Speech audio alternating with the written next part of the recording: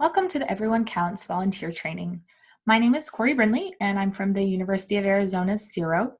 And CIRO works in collaboration with the Tucson Pima Council to end homelessness and to organize the Pima County Street Count each year. So I'll be your guide for this training and your point person for any follow-up questions you might have afterwards by phone or email.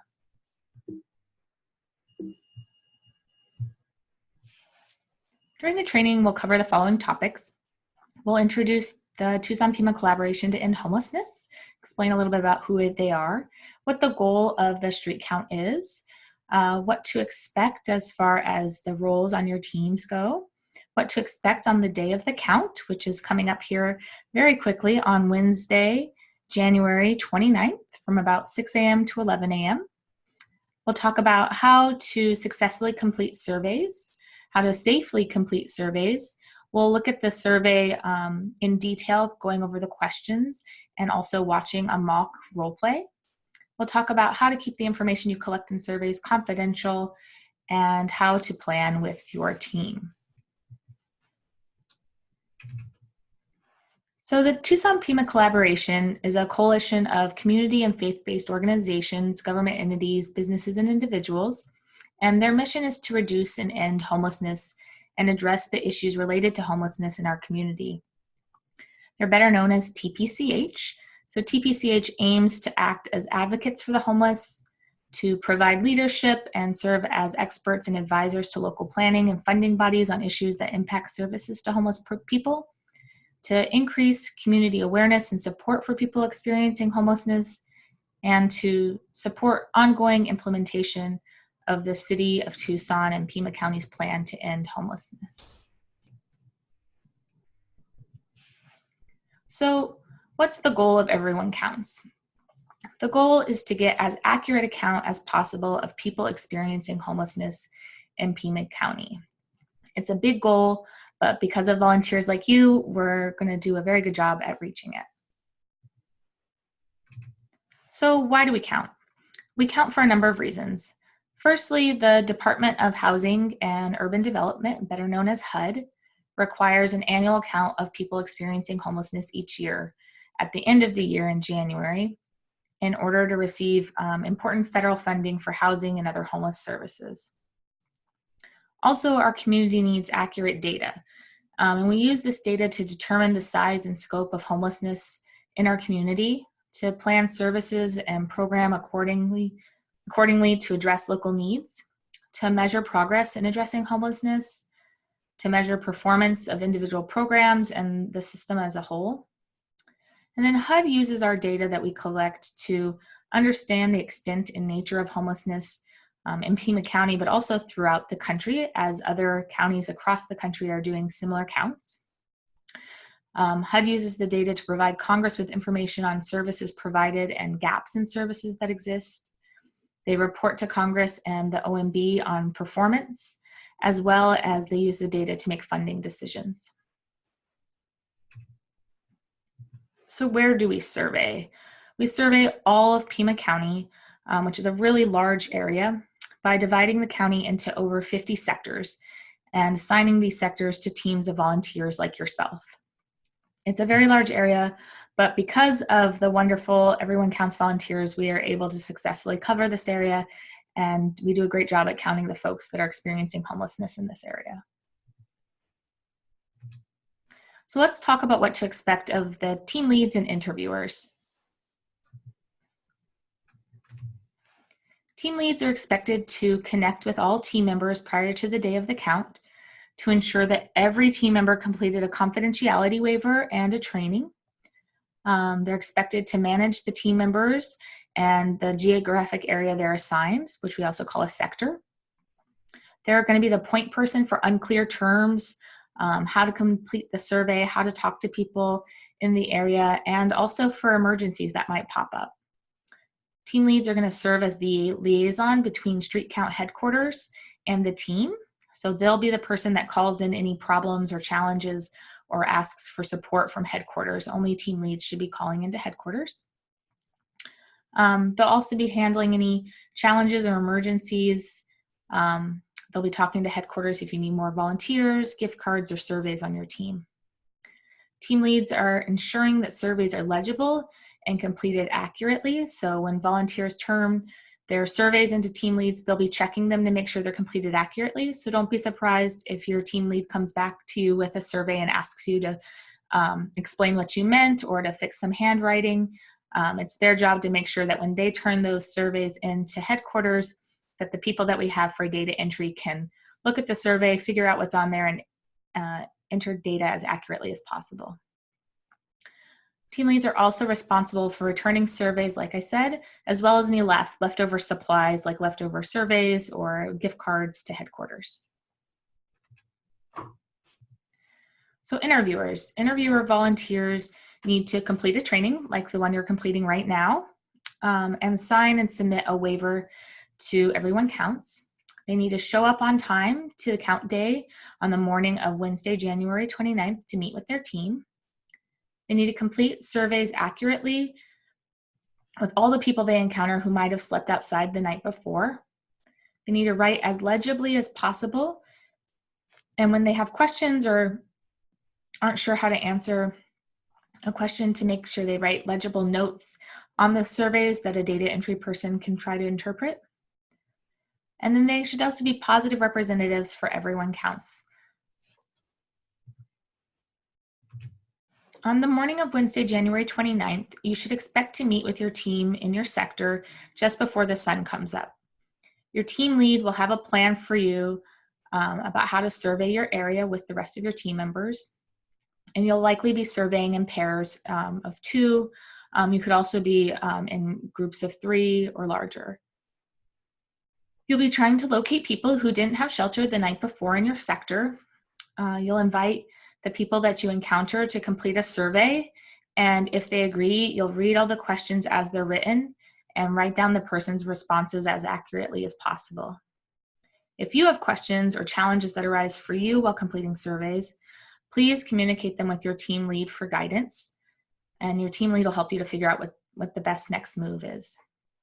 Once you complete a survey, you need to review it to ensure that someone else can read it and understand your survey for data entry.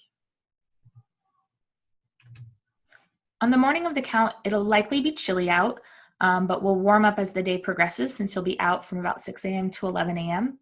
It's important to dress appropriately, so wearing layered clothes where you can start off warm and take layers off as it warms up.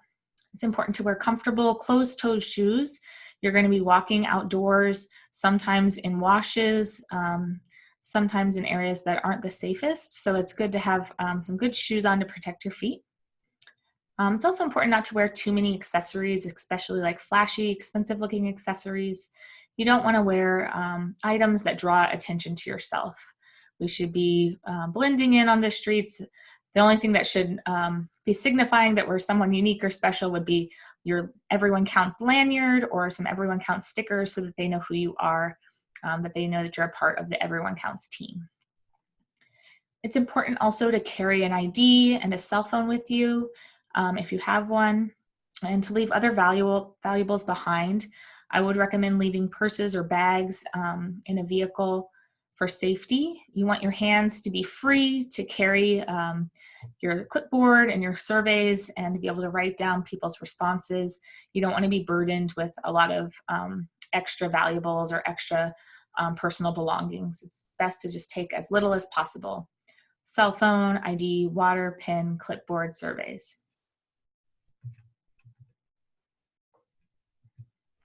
So who do we survey? We survey anyone who looks like they could be experiencing homelessness or didn't have shelter the night before.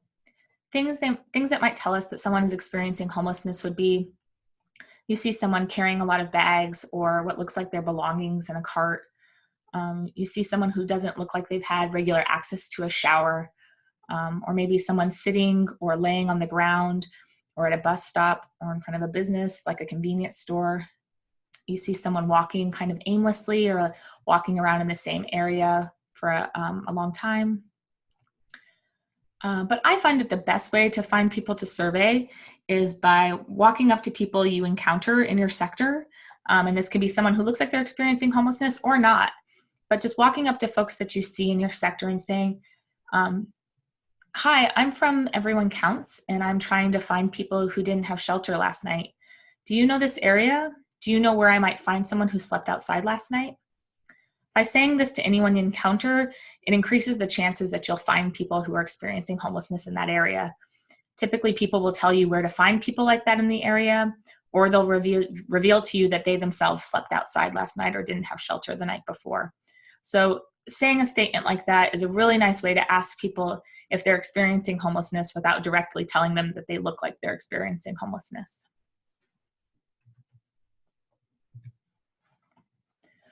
So as I said, once you've identified that someone's a good fit for the survey, once you've identified that someone didn't have shelter the night before, you're going to want to introduce yourself a little more detail and explain what you're doing.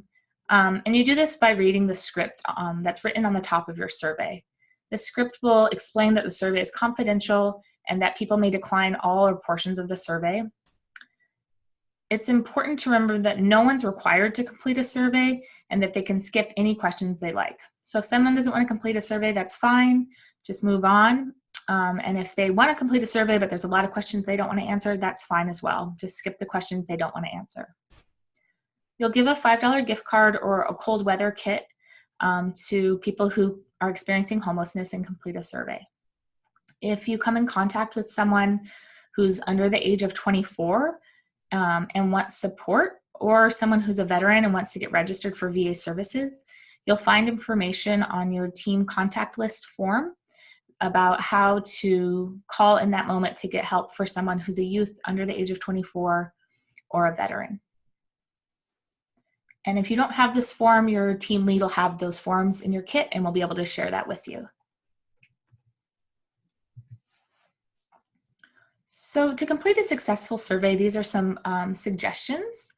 You should approach everyone that you think might be experiencing homelessness, even if you're unsure. And as I said just a moment ago, you can approach anyone and say, hi, I'm from Everyone Counts, and I'm looking for people who experienced homelessness last night or who slept outside last night or who didn't have shelter.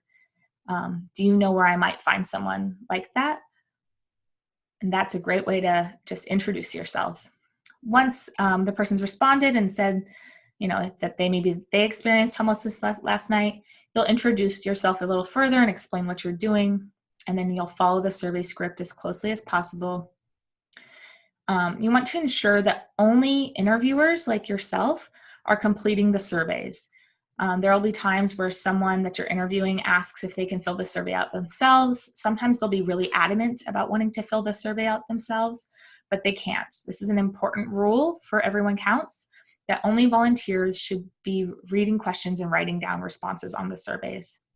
It's a good idea to let the person you're interviewing look on the survey with you as you're completing it. That's perfectly fine. They can read the questions along with you, but do not allow them to write down their own responses. You should be reading the questions so that you can ensure that everyone who's completing a survey across all the sectors is getting read the same questions in the same way, and that we're documenting them in the same way. This is an important thing to remember. Only you should be reading questions and writing down responses. It's also important to remember to honor requests to not participate or skip questions. Be sincere and thank people for their time. You're interviewing people who are going through a really hard time in their life, maybe the hardest time in their entire life. So it's really important to just be kind and genuine and sincere, and then let the person know how much we appreciate them sharing their experience with us. You'll share gift cards, which are $5 gift cards to McDonald's. Some folks will have cold kits in place of that.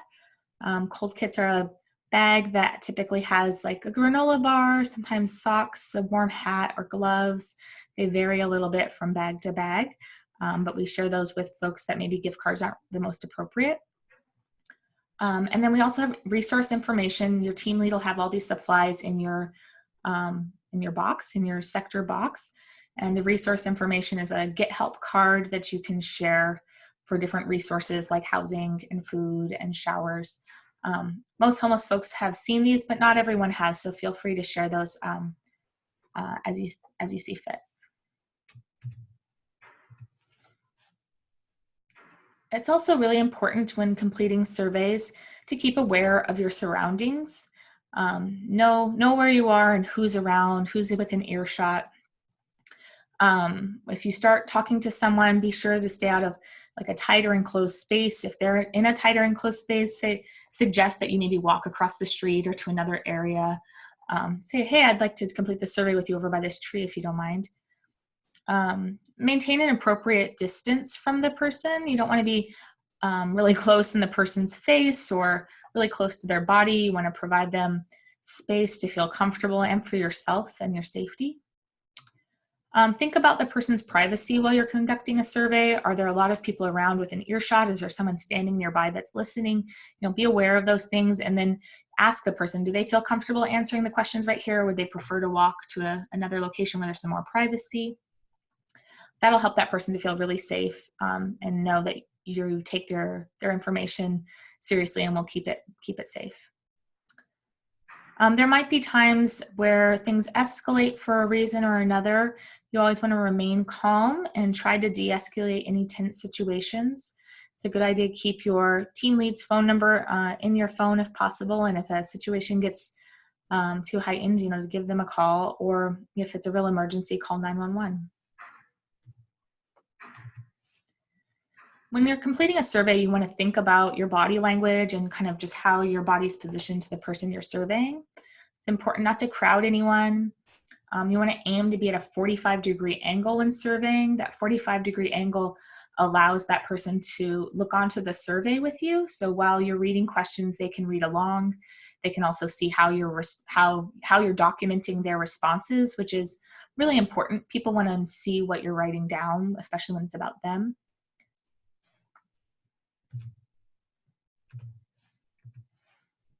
Here's some examples of the good and bad body language. In this first picture, this is a great shot of someone who's completing a survey with someone inside of a tent. So they've probably already asked for permission to come talk to this person, and they gave them permission to come sit by their tent. They found a way to get down to this person's level without obviously getting inside of their home. And they're at a 45-degree angle, and they have the clipboard at a level where someone could look onto the survey with them. In the second picture, that's the no picture, you can see that the survey person is standing above the person being surveyed. There's not a 45-degree angle. The person's not able to look at the clipboard. So in order to fix this situation, I would encourage that interviewer to squat down and be at the same level as the person being interviewed, and then come to a 45-degree angle so that person can look onto the survey with them. So some things to be cautious of. You want to be careful about surveying outside of your area. As I said earlier, all of Pima County is broken down into a number of sectors, and each team is assigned to a certain sector. You want to be careful that you stay within the boundaries of your sector and don't start surveying in someone else's sector, because that increases the chances of duplicating a survey, interviewing someone that might have already been surveyed before. You can also protect against duplicating surveys by asking that person, as is written on the survey tool, if they've completed a survey already.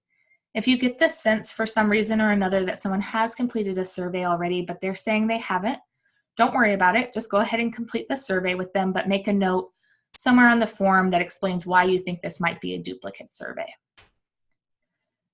Please don't deviate from the survey. There's definitely times where you can explain a question, you see how the question's written, someone doesn't understand it, and you have to explain it differently.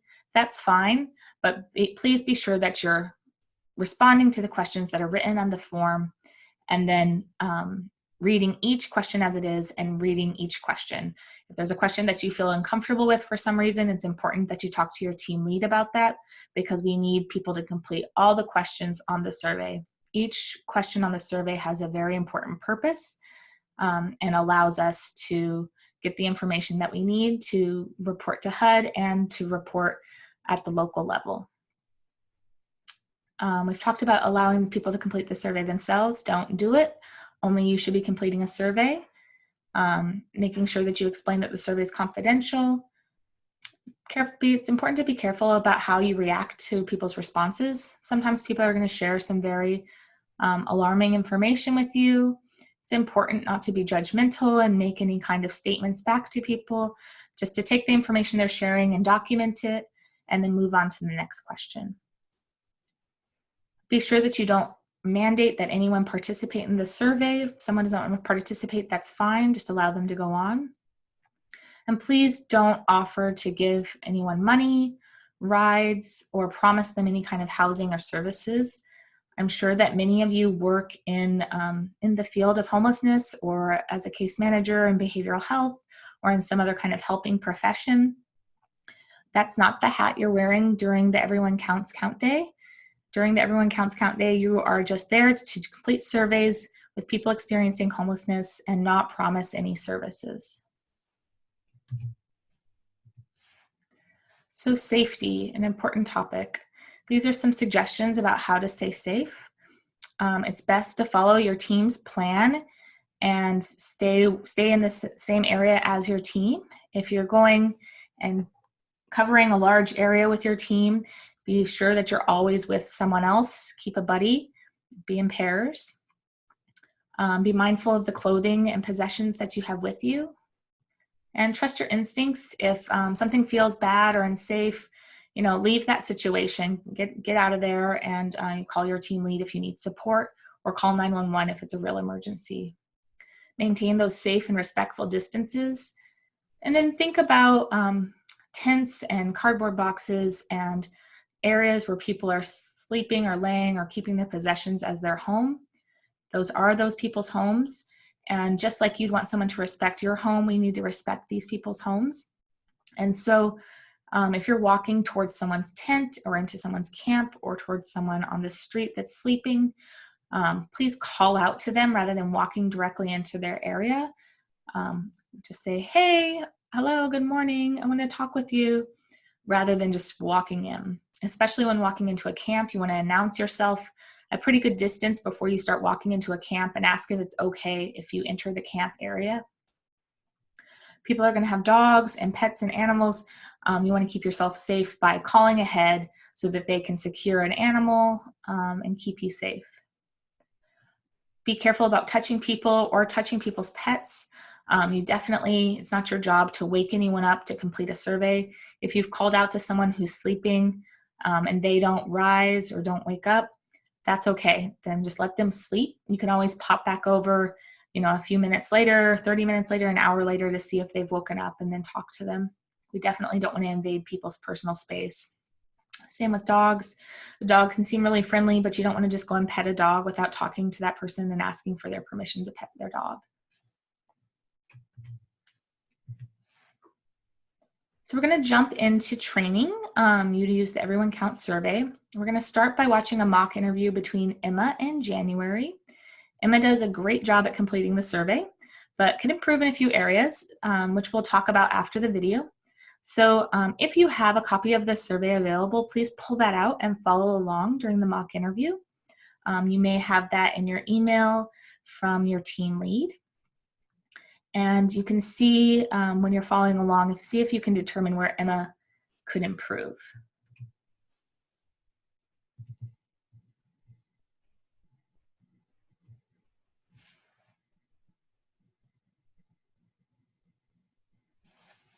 Know where I could find someone who slept outside? I slept outside last night. Okay. Would you be interested in completing a survey? I have a gift card for your time to thank you for that. Oh, sure. Where's the gift card to? McDonald's. Oh, cool. Yeah. How much is it? $5. Yeah. Okay. Great. So like I said, my name is Emma, and I am a volunteer for the Tucson Pima collaboration to end homelessness. We're conducting a survey to count people who are experiencing homelessness to provide better programs and services to them. Your participation is voluntary, and your responses to questions will be entered into the Homeless Management Information System, which is shared by homeless service providers. I need to read each question all the way through. Are you willing to share about 10 minutes of your time to answer these questions? Yeah, so no one will know it's me, right? Mm-mm. Okay. Correct. Yeah. So what is your first and last name? January Smith. And do you have an alias that you go by, January? My friends call me Joni. Okay. And is that, how do you spell that? Joni. Okay. And what is your date of birth? Well, today is my birthday, actually. Oh, happy birthday. Thank you. I'm 45. 45. Yep. So that means you're born in 75? Yep. Yep. Okay. And where did you sleep last night? In the park. Okay. Right here. By like this tree over here. Okay, great. And did another volunteer or survey worker already ask you these same questions about where you slept last night? Mm-mm. Okay. And how old are you? 45. Oh yeah, we already said that. Birthday. Okay. And what are the last 4 digits of your social security number? Why do you need to know that? We use it to duplicate the surveys to make sure that we're only counting people once. And so that information won't be shared. Okay, so no one will No. see that or know that. Okay, that's fine. 1, 2, 3, 4. Okay. And are you a U.S. military veteran? Have you ever been an active duty in the U.S. Armed Forces? No. Okay. And what is your gender? A girl. Okay. What is your race? And you can say more than one race. White. Okay. And are you Hispanic, Latino? Nope. And what would you say best describes your sexual orientation? Why do you need to know that?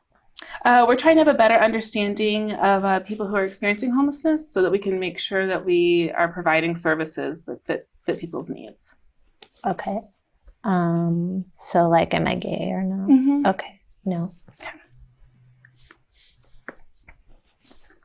And when did you become homeless this time? Like, what do you mean? So this period of homelessness, when was your first night that you slept on the street? Oh, it was like Christmas. Okay. Would you say like the 21st, 22nd?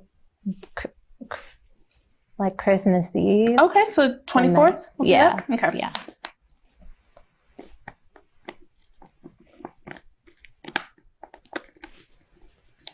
And including this time, how many times have you been homeless in the past 3 years? So since January of 2017. So how many nights have I slept outside? How many periods of time? So like this time is one, counts as Okay. one. So any other periods of time that you slept out? There was that time last year. Okay. Any Any other time other than those two? No. Okay. So we'll go with 2 times. Okay. And if you add up all of the time you've been homeless in the past 3 years, so this time and then the other time last year, how many total months have you been homeless since last January, or since January 2017? Well, since last year, it was only about a month. Okay. And then I'm homeless still now since Christmas. So about 2 months then total. Yeah. Okay. So the next section is about some disabling conditions. So there's a few of them. So please tell me if you have any of the following disabling conditions. Alcohol abuse? Well, I drink beer. Okay. Lots of people drink alcohol. Would you say that you abuse alcohol? No. Okay. How about drug abuse? I think, well, like, does smoking count? So it would just be if you consider your use of it abusing drugs. Like smoking weed? It's up to you. So if I think I have a problem with that? If you think you have a problem. No. Okay. And then how about both alcohol and drug abuse? No. Why'd you ask me again? I know, I'm sorry, it's annoying, but these are one of those, you have to read through all of the questions so that everyone's asked the same ones. Okay. Well, no. Okay. Let's see, chronic health conditions such as diabetes, cancer, heart disease, or something else? Mm-mm. Okay. Mental health issue such as post-traumatic stress disorder or PTSD, schizophrenia, bipolar, chronic depression, or chronic anxiety? Well, I know like depression, what that is, but how do you know if I get sad sometimes? Yeah, so I can't define or diagnose that with you, but have you ever been diagnosed when you've seen a doctor? Oh, yeah. I was talking to someone and they gave me some medicine, but I stopped taking it. Do you think that that condition is expected to be long-lasting, or does it impact your ability to live independently? And could it be improved by more suitable housing conditions? That's a long question. It is. You want me to break it down into pieces? Okay. Yeah. So is the condition expected to be long-lasting?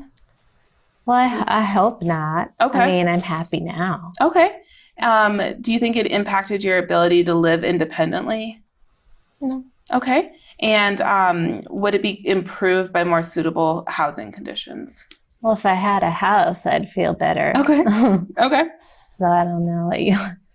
That's a great answer. Okay, thanks. Yep. A physical disability, or have you had a traumatic brain injury? Developmental disability. Oh, in school, I was in like a special class like that, but not now. Okay. So we'll put yes, because you were when you were in school. Okay. Yeah. Okay. And do you have AIDS or an HIV-related illness? No. Okay. Have you ever experienced domestic violence? Yes. Okay. And when did that experience occur? Christmas. Okay. And are you currently fleeing domestic violence, intimate partner violence, dating violence, sexual assault, or stalking? Yes. Okay. Do you regularly use services in the community aimed at supporting people who are experiencing homelessness? Sometimes if they're open when I can go. Okay. But it's hard. It's hard to get there. Okay. I don't have money for the bus and I have my dog here. Okay. So you would say if there are, what keeps you from using those services regularly would be pets, transportation. Time. Like, I don't know if they could be open longer on weekends or something. That would help me. So the hours of the services. Okay. Is there anything else you can think that keeps you from accessing the services? Not really. That's the big one. If I had a way to get there. Okay. Is there anyone else in your household who slept in the same location as you did last night? Oh, yeah. 2 people. Okay. What are the names of those people who slept in the same location as with you last night? My friend, Sally. Okay. And then my son, John. Would you consider yourself the head of the household? Yeah, I decide where we go and what, Okay. want to help them. So here talking to you.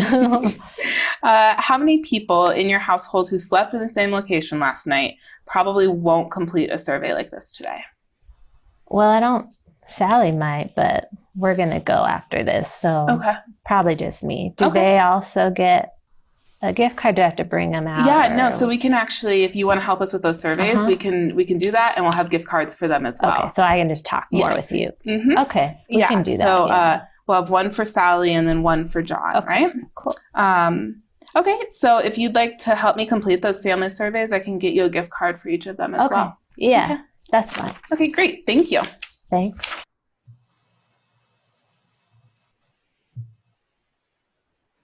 So then, now that you've had a chance to see this survey in action, we'll review a little further by talking about each question and its intent.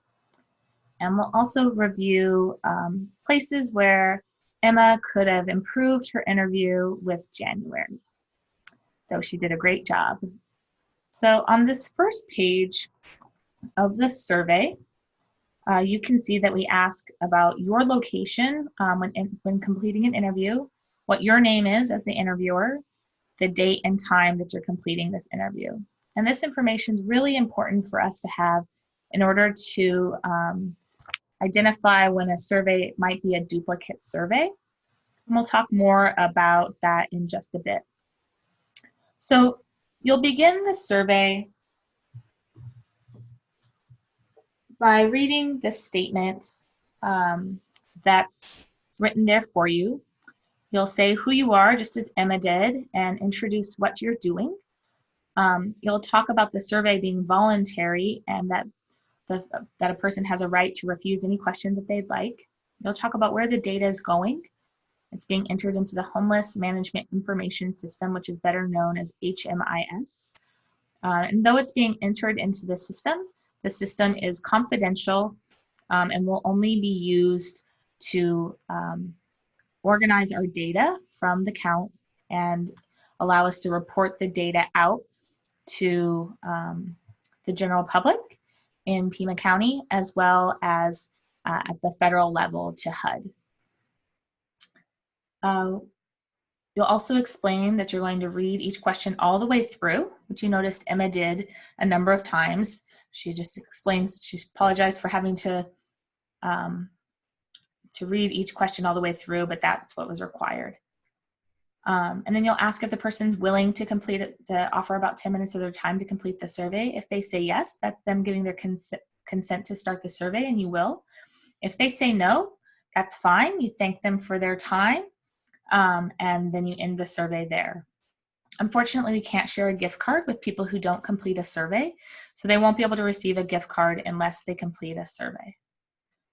So you'll start by asking for the person's name, first and last name. If they don't want to share that, ask if they have an alias or a nickname they'd rather go by, and ask for their date of birth. Again, they can skip any of these pieces of information.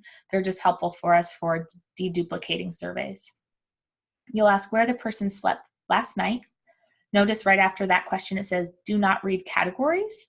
Select only one type from the following categories. So you won't read what's in the brackets to the person you're surveying. That's just directions for you as an interviewer. So that means that you can only select one option here. You cannot select more than one option. So if the person slept on a sidewalk, but then ended up sleeping inside someone's car, you might ask them, okay, so it sounds like you slept 2 places last night. Which place did you sleep the longest? Or something like that, or which would you like to put on the survey? If a person answers within the top questions there, so between street and sidewalk all the way down to other, you'll continue on with the survey. That means they've selected a category that we would qualify as sleeping outside last night. If they choose one of the categories that are in the brackets at the bottom, emergency shelters, safe haven, foster care, transitional housing, house or apartment, jail, prison, or juvenile, hospital treatment program, staying with a family member or friend, you'll notice if they answer any of those that we end the survey and say thank you.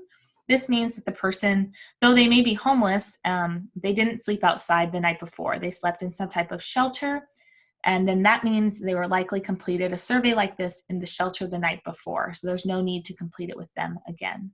So you'll end the survey and thank them for their time. Again, they're not really completing the survey, they don't really meet the qualifications for the count, so they won't get a gift card, and you'll just move on from there. If you look at the next page, we're going to ask, did another volunteer complete a survey with you the night before, or complete a survey with you about where you slept the night before? Again, if they say yes, that means they already completed a survey. You'll end the interview and thank them for their time, but you won't share a gift card because they've already completed a survey. If they say no, then you'll proceed on. If they're not sure, then you'll proceed on. You'll ask how old they are. This is a very, very important question. It doesn't seem like that important of a question, but it is. If we don't have a person's age when we go to enter data, it basically makes the entire survey void. We have to have an estimate at least of the person's age. So if you ask how old someone is and they don't want to share that information, that's fine.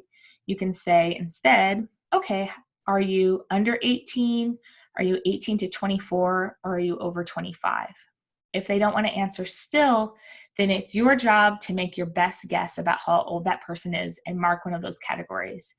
So if someone says they don't want to give their age, they don't want to tell you what category they fit in, You'll just take a look at them and write down what you think the best answer is. So if you think they're over 25, choose that. This is mainly common. People who don't want to share their age are typically younger people that are worried that you're going to report their homelessness to Child Protective Services.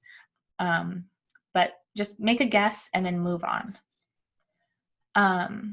Then you'll ask for the last 4 digits of the person's social security number. Like Emma showed us in the video, we're just using this information for deduplication processes. In case we have 2 surveys that are very similar, we will use the last 4 digits to help us to determine if they're 2 different people or the same. But again, someone can skip this. We'll ask if they're a U.S. military veteran, that is, if they've ever been on active duty or in the U.S. Armed Forces. And you would check yes if the person has ever been on active duty in the Armed Forces of the United States, regardless of their discharge status or length of service. You'll ask what their gender is, and the options are female, male, transgender female, that is a person who is male to female, or transgender male, a person who's female to male, or someone who identifies as gender nonconforming, so they don't see themselves as really male or female, or they don't know, or they don't want to answer the question. You'll notice that when Emma asked this question of January, January answered, "I'm a girl," which is a perfectly fine response. But a girl isn't one of the options for gender. So Emma should have followed up and said, okay, so you would describe yourself as female, or allowed January to look on to the options and make sure that we're categorizing within the categories that are given.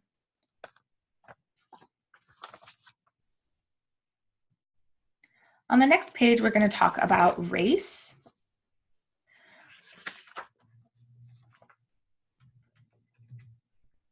So you'll see we ask what their race is, and we say you can say more than one races. Say yes to more than one race. So a person might say that they're both Black and white, or Native American and white. They can check both those options. Someone might report that they're Hispanic or Latino in this category, which we don't categorize as a race. So if someone says they're Hispanic or Latino, you can jump down to the next question and say, okay, yes, you identify as Hispanic or Latino, and then come back up to the race question and say, are there any other races that you identify as? If they say no, then you can just skip that question. If they have another race that they identify with, that's fine. Most people who are Hispanic or Latino would identify as white as their race, but not all do. Some identify Hispanic or Latino as their race, and that's fine. You would just skip that question and mark yes to Hispanic or Latino. But you'll read the Hispanic Latino question to everyone, regardless of how they define their race. You'll ask what best describes that person's sexual orientation. You'll listen to what they respond and then check one of the options. You'll notice that this was in an area where Emma could have improved. When she asked this question of January, January wasn't quite sure what she was talking about, and she said, "You mean, am I gay or not?" And Emma said, "Yes, that's what I mean." And then January responded by saying, "No, I'm not gay." And then Emma moved on. So I don't know how Emma documented that, because the question's not a yes or no question.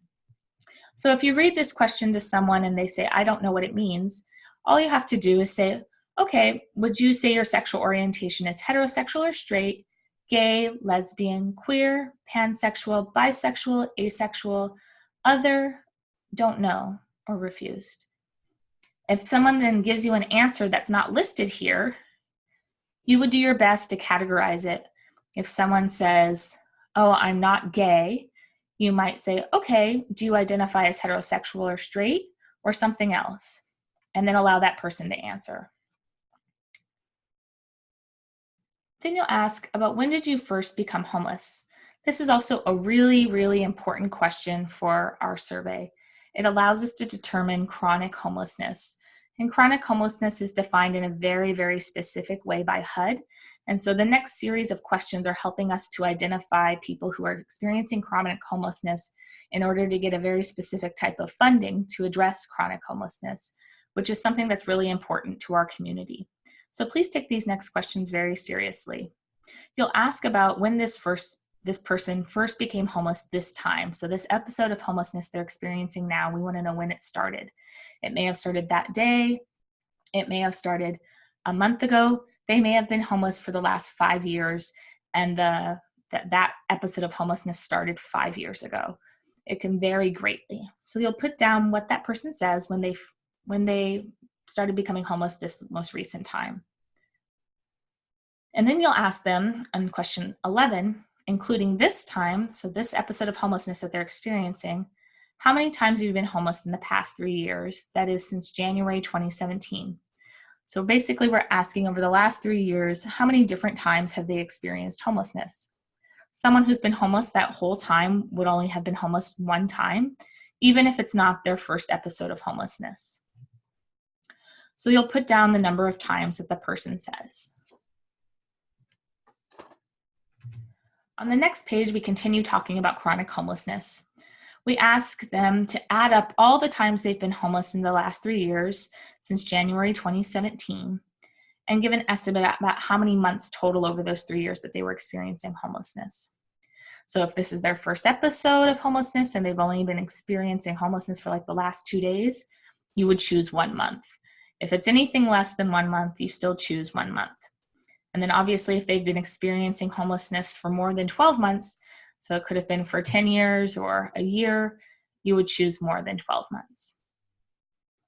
Then you'll notice right after this question, it says stop, only ask questions 13 to 16 to people who are ages 18 years of age and older. If under 18, skip to page 7 or skip to question 17. So you'll follow those instructions. Most of the time you'll be interviewing folks who are over 18 and you'll ask most of these questions of everyone, but if not, you'll make the skip pattern. So for 13, we're looking at disabling conditions, and this is also part of identifying chronic homelessness. So these questions are really important to help us determine if someone qualifies as chronically homeless. You'll ask about the different disabling conditions, and then ask after each question, if someone says yes, if that condition is expected to be long-lasting, and if it impacts that person's ability to live independently, or if that condition could be improved by more suitable housing conditions. It's kind of a complicated question, so just take them slowly and allow the person just to talk freely, and together you guys can figure out what the best way to respond is. So you'll start by asking if that person's ever experienced alcohol abuse. That person may smell like alcohol that you're serving. You may suspect that they have alcohol problems, but it's not your job to determine whether or not they do. It's that person's job to report what they feel is best. So if you ask them about alcohol abuse and they say, yes, I use alcohol, you'll want to follow up and ask, okay, do you abuse alcohol? And then it's up to that person to determine yes or no. If that person, same with substance use, if that person says that they use drugs, that's not an automatic yes. You want to ask if they abuse drugs, and then that's up to them to determine whether or not that's a yes or a no. If they ask you for your opinion, well, do you think I have a drug problem because I use marijuana every day? You would just put the ball back in their court and say, well, I'm not the judger here. You're the person who can determine that. Tell me, do you think yes or no that you abuse drugs? And allow them to answer yes or no. You'll go through in that same format through all of these questions. And again, anytime they say yes, you're going to ask that follow-up question, is this condition expected to be long-lasting? And does it impact your ability to live independently? And could this condition be improved by more suitable housing? On the next page, you'll see that we continue to ask about some more serious things that a person might be experiencing. So please be very gentle and be very cautious of making any judgmental statements. You'll ask, has this person ever experienced domestic violence? And notice there's some directions there for you. You check yes if the person has experienced any domestic violence, intimate partner violence, dating violence, sexual assault, or stalking. So it doesn't have to be, you can explain what those different options for domestic violence are. So you might say, have you ever experienced domestic violence? For example, intimate partner violence, dating violence, sexual assault, or stalking. And Emma did a good job of doing this with January. If the person says no, then you're going to skip down to question 17. You're going to skip questions 15 and 16. But if they say yes, you're going to ask a few more questions. So you'll ask, when did this experience occur? And are you currently fleeing domestic violence, intimate partner violence, dating violence, sexual assault, or stalking? Then you'll then ask, do you regularly use services in the community aimed at supporting people experiencing homelessness, like shelters, case management, transitional housing, or other kinds of housing? If the person says yes, you're going to skip questions 18. But if they say no, you're going to go ahead and go on and read question 18. And question 18 has a list of different reasons that someone might not use services that are geared towards people experiencing homelessness. And this information is really important because it helps us to have a better understanding of why services in our community might go underutilized, and helps us to address these barriers and increase the chances that folks will use services that are available to them. So there's a long list of reasons why, and you can allow the person to look on with you and kind of select the ones that make the most sense for them. And they can select as many as they like, as well as list as many other reasons that they have that might not be listed here under something else. They can list as many things there as you can write down. In question 19, you'll ask, is there anyone else in your household who slept in the same location as you last night? If they say no, then the survey is over. You go to the end and read the closing statement and give the person their gift card. But if yes, if there are other people who slept in the same household with them last night, we want to follow up with a few more questions. We want to know what the names are of the people who slept in the same location as them last night, and whether or not they're the head of that household. And then we'll ask, how many of those people in the household who slept in the same location with you last night probably won't complete a survey like this today? And then we'll write down the numbers. We do this because we have another survey that's called a family form, and you will have that in your box. The individual surveys that we're looking at right now will be colored in blue, and the family surveys will be green. If someone says that there's people that slept in the same location with them as last night but won't likely complete a survey, we'd like to have them complete a survey on those family members' behalf so we don't lose that data. So if that person's willing, you'll pull out a green form and ask that person to complete it on their behalf. So you'll read the exact same survey again to this person, but instead of answering questions about themselves, they'll be answering questions about the people in their family.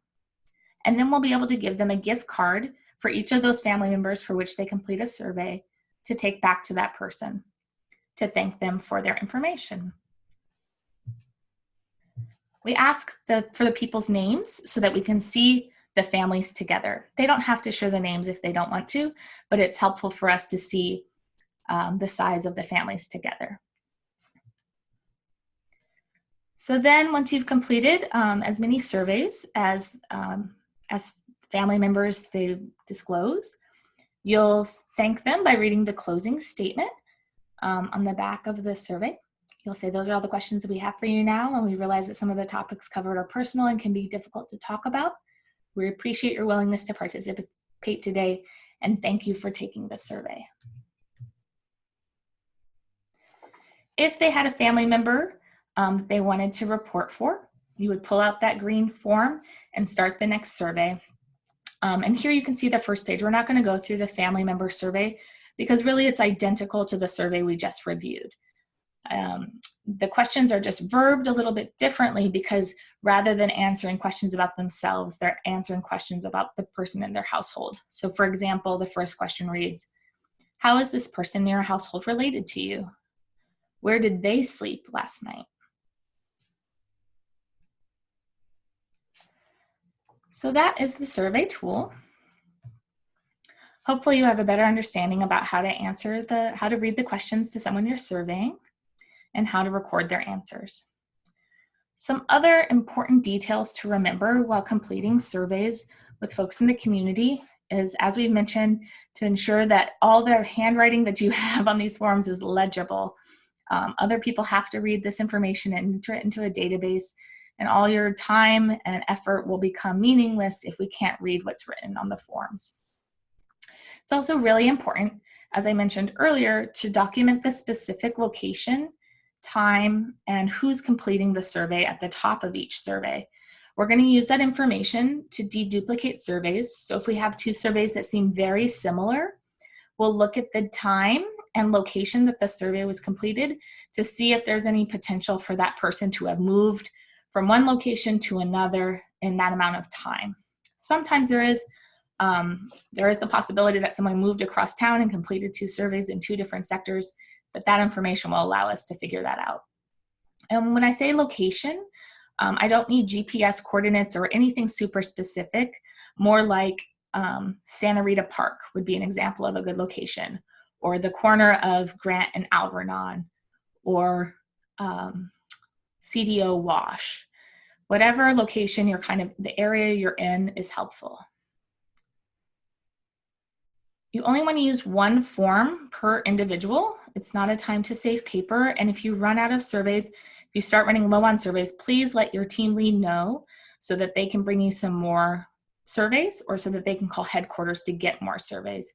It's too confusing if there's multiple individuals on one tool. So please be sure to only use one form per individual and for each family member. Each family member should have their own separate survey.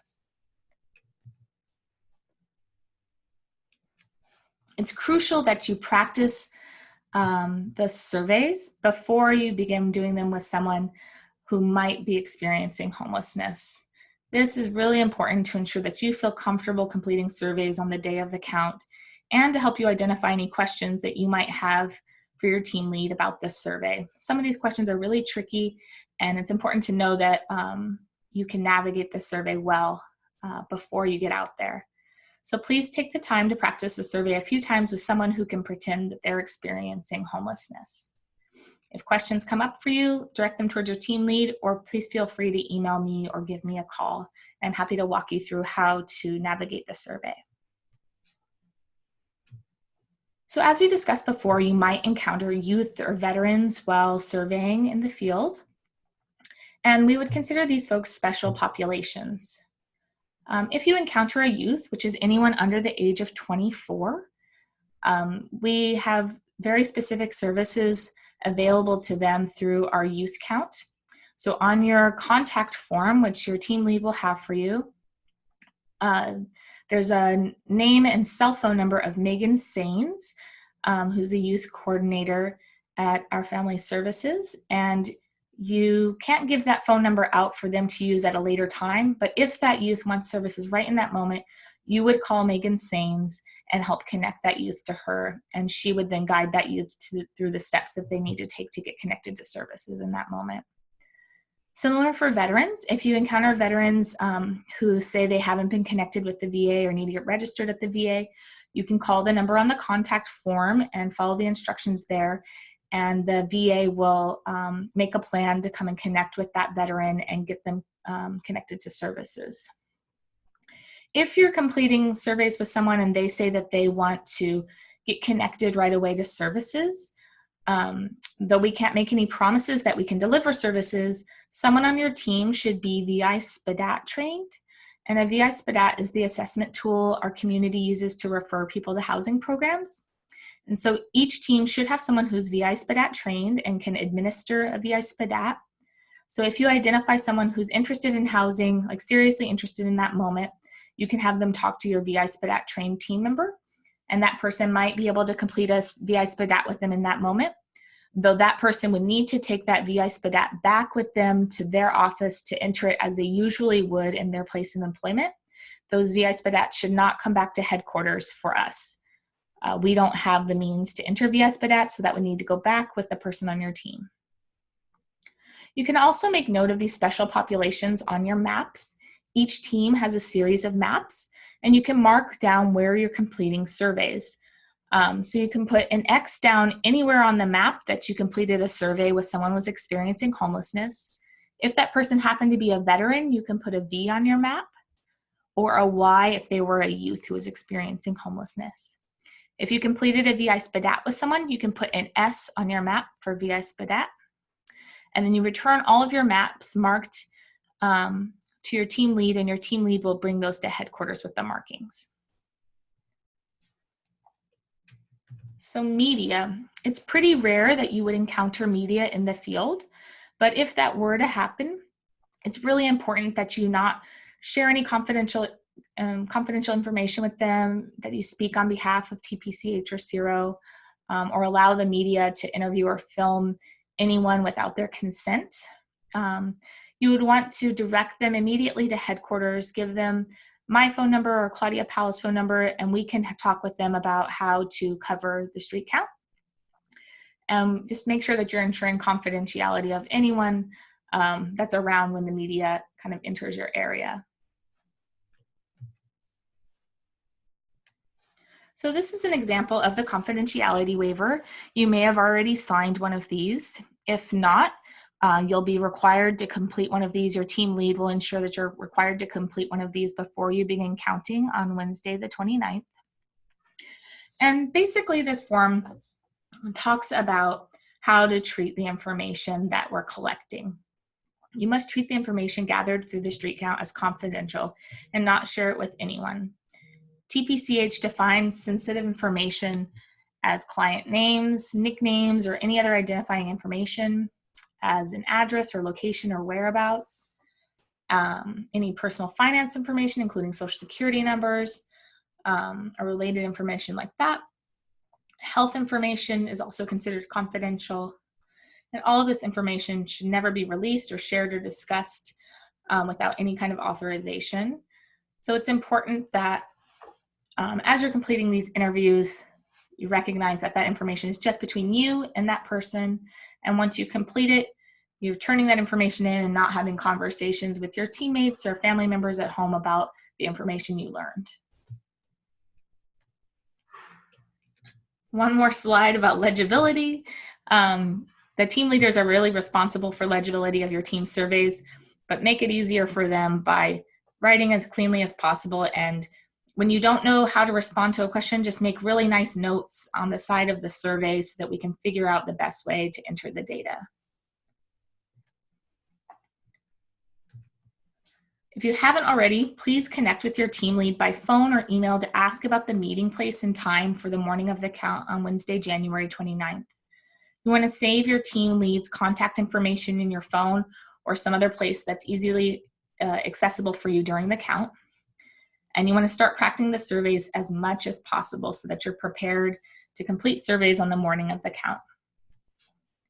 So that is all the information that we have for you today. Thank you so much for taking the time to complete today's training. If any questions came up for you about what we covered in the training or something else related to Everyone Counts, please don't hesitate to email us at everyonecounts@tpch.net. We really look forward to seeing you on Wednesday morning, January 29th, for the Everyone Counts Pima County Street Count. Thank you so much for devoting your time to the count. We couldn't do this work without you.